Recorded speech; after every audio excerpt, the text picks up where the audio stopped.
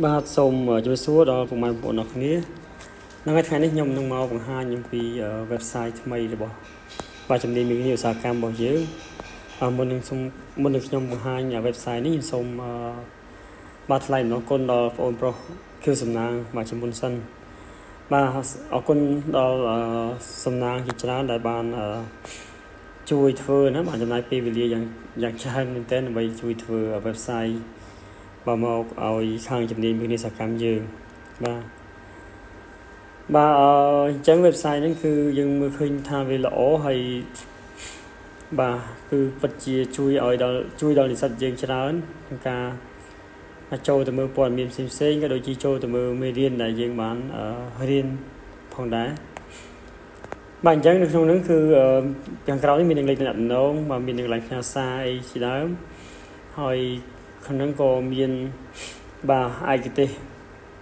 នេះគឺយើងមានច្រើនបាទក្នុងហ្នឹងកម្រិតសិក្សាក៏យើងមានបាទហើយកម្រងរូបភាពក៏យើងមានបាទនេះជាកម្រងរូបភាពដែលជំនាញរបស់យើងបានដាក់ចូលបាទយើងមានច្រើនមែនតើហើយ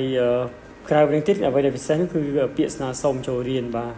អញ្ចឹងពាក្យស្នើសុំចូលរៀននេះគឺពិតជាល្អហើយថ្ងៃក្រោយទៅបងប្អូនដែលបាទមានបំណងចង់រៀនខាងជំនាញវិទ្យាសាស្ត្រកម្មអីយើងអាចចុះឈ្មោះទៅតាម website នេះក៏បានដែរបាទតាម website នេះមកគឺយើងមានកន្លែងចុះឈ្មោះចូលរៀនបានបាទអញ្ចឹងកន្លែងនេះគឺពិតជាជួយដល់បងប្អូនច្រើនបាទដូចសំណាងបានពេញឧទាហរណ៍ឲ្យមួយអញ្ចឹងគឺគាត់ពេញមកទីកន្លែងកំណត់របស់គាត់នឹងថាវាហែកមកស្វ័យរៀងទៅហើយពុកឈ្មោះអីបាទកន្លែងនេះម្ដាយឈ្មោះអីមុខរបរបាទហើយម្ដាយមុខរបរនិងទីនៅបច្ចុប្បន្នបាទនេះគឺមានលេខទូរស័ព្ទមានអីមួយយ៉ាងដែរលេខទូរស័ព្ទផ្ទាល់ខ្លួនលេខសារណាព្យាបាលណាហើយទីនៅបច្ចុប្បន្នក៏យើងមានហើយអ៊ីមែលយើងមានក៏ដាក់ទៅបើយើងគ្មានទេដាក់គ្មានមកក្នុងហ្នឹងហើយកម្រិតសិក្សានេះក៏យើងមានជំនាញបញ្ញាបត្ររងបញ្ញាបត្រឬក៏ពាក់ខ្លីអីទៅបាទការរើសហើយចាប់ដើមវិញ្ញាបត្រចុងក្រោយទៅពេលណាចប់ឆ្នាំណាទេអីហ្នឹងដាក់ចូលមកហើយសារនេះគឺជាសារមួយដែលបាទទោះថាបងប្អូនឬក៏បងប្អូនពេញចិត្តក្នុងការដាក់ពាក្យនេះយើងshareពេញចិត្តមកបាទហើយបន្ទាប់មកយើងអាចបើកទៅមើលកន្លែងដាក់ពាក្យនេះហើយអាចចូល Telegram ក៏បានចូលទាញយករូបភាពឬក៏ទាញយក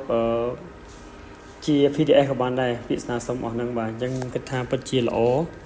ដែលយើងបាន website មួយនេះទោះបីមិនទាន់ហើយ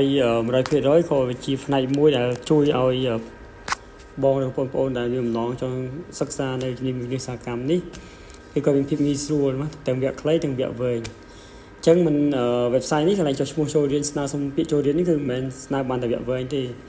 បាទវគ្គខ្លីៗដែលបងប្អូនឬបងដែលមានបំណងចង់រៀនវគ្គខ្លីក៏យើងអាចស្នើក្នុងបានដែរបាទខ្ញុំសូមអរគុណច្រើនមានប៉ុណ្ណឹងបាទសូមអរគុណហើយពេលធ្វើហើយពេលណាខ្ញុំនឹង review ម្ដងទៀតបាទសូមអរគុណ